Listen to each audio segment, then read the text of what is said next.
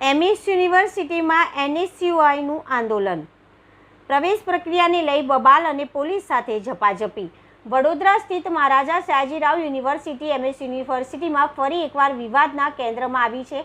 તાજેતરમાં NSUI national student union of India દ્વારા યુનિવર્સિટીની પ્રવેશ પ્રક્રિયાને લઈને ઉગ્ર આંદોલન કરવામાં આવ્યું હતું, જેને જોતજોતામાં ઉગ્ર સ્વરૂપ ધારણ કરી લીધું હતું।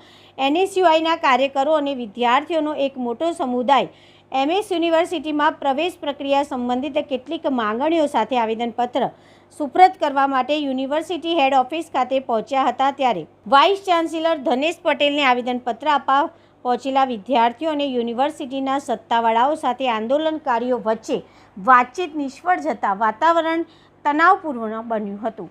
આંદોલનકારી વિદ્યાર્થીઓએ સૂત્રોચ્ચાર શરૂ કર્યા અને યુનિવર્સિટી પરિસરમાં ઘૂસવાનો પ્રયાસ કર્યો। આ દરમિયાન પરિસ્થિતિને નિયંત્રિત કરવા માટે હાજર પોલીસ દળ અને વિદ્યાર્થીઓ વચ્ચે ઘર્ષણ થયું હતું।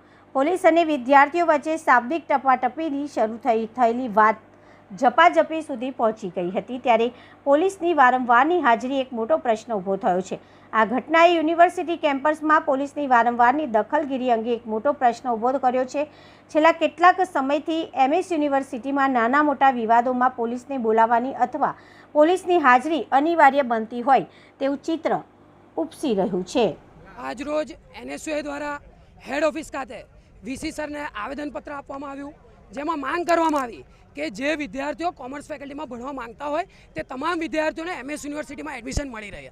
કેમ કે આ જે મહારાજા સયાજીરાવ યુનિવર્સિટી છે એ મહારાજા ગાયકવાડે વડોદરાના વિદ્યાર્થીઓના હિત માટે એમના સારા માટે આ બનાવેલી યુનિવર્સિટી છે, જેથી કરીને વડોદરાના તમામ વિદ્યાર્થી અહીંયા ભણી શકે, ઓછી ફીસે ભણી શકે, તમામ વિદ્યાર્થીઓને બહાર ભણવા માટે ના જવું પડે।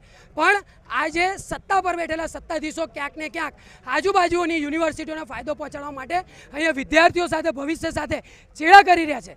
10,000 વિદ્યાર્થીઓ એમએસ યુનિવર્સિટીમાં ભણવા માટે એપ્લાય કર્યું હતું, એમાંથી 6,400 વિદ્યાર્થીઓની જ મેરિટ લિસ્ટ બહાર પાડવામાં આવી। જ્યારે આવેદનપત્ર એનએસયુઆઈ આપવા માટે ગયું ત્યારે વાત કરવામાં આવી કે અમે વધારો કરીશું, આવું કરીશું, તેવું કરીશું। એડમિશન પ્રક્રિયા પતવાઈ, પણ યુનિવર્સિટીના સત્તાધીશોએ કોઈ જ સીટોમાં વધારો કર્યો નથી। આજરોજ એનએસયુઆઈએ જે એમએસ યુનિવર્સિટીમાં જે વિદ્યાર્થીઓ 12મા પછી ભણવા માંગતા હતા તેમના વાલીઓ સાથે આજરોજ વિરોધ પ્રદર્શન કરીને આવેદનપત્ર આપ્યું છે અને વીસી સાહેબને કીધું છે કે જે બી વિદ્યાર્થીઓ અહીંયા ભણવા માંગતા હોય તે તમામને એમએસ યુનિવર્સિટીમાં એડમિશન મળવું જોઈએ અને જો એડમિશન નહીં મળે તો આવનારા દિવસોમાં એનએસયુઆઈ ઉગ્રથી ઉગ્ર આંદોલન કરશે અને વીસી સાહેબના ઘરે જઈને પણ વિરોધ પ્રદર્શન કરશે।